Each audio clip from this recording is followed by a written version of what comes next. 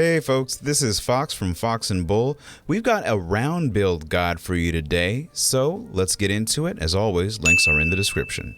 The main takeaway from this guide is that all these squares make a circle. All these squares make a circle. So what you'll do here is start with your 2-meter beams to create a guideline for the rest of your blocks or planks, with 2 turns or ticks in the common parlance. You can make it narrower or wider by increasing or decreasing the amount of ticks, but you want to stay consistent with the number you use going from end to end. That creates a nice, smooth, round creation.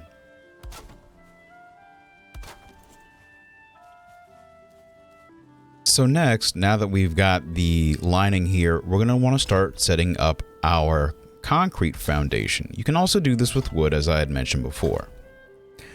You're going to want to start on the outside edges here and make sure that you've got your blocks aligned properly with the beams that you'd already established. Don't worry too much about making it look too perfect at this point. As long as you've got that outside perimeter, you'll be all right.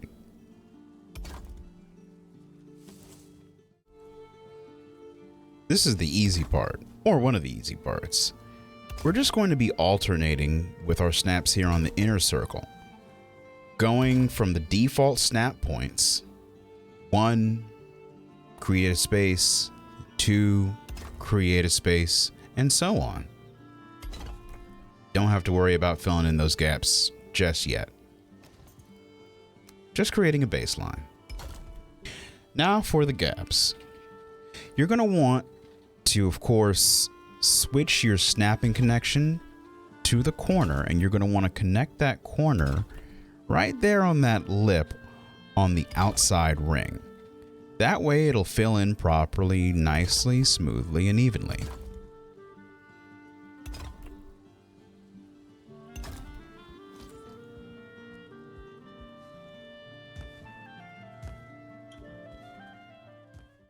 So let's start in this turn by creating a cross pattern with our bricks instead of using any kind of wood for guidelines. And with this little cross pattern we're creating, we can determine whether or not we want it wider or narrower.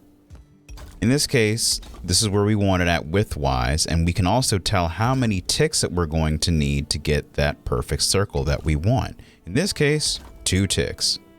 No more, no less.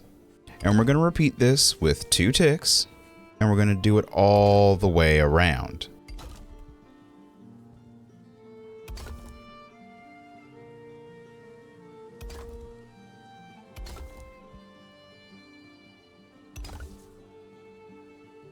Now, the cool thing about this alternative option for creating a round build is that in the middle, you can create a cross pattern. And in addition, it's even easier to try and find those spaces to fill in those gaps.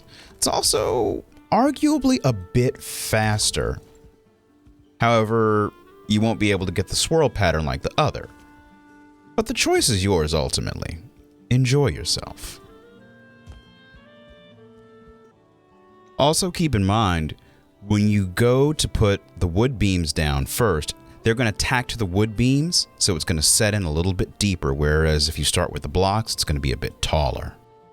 And that's our guide. Please like, subscribe, hit that little notification bell, and we'll catch you on the next one. And as always, be good to each other.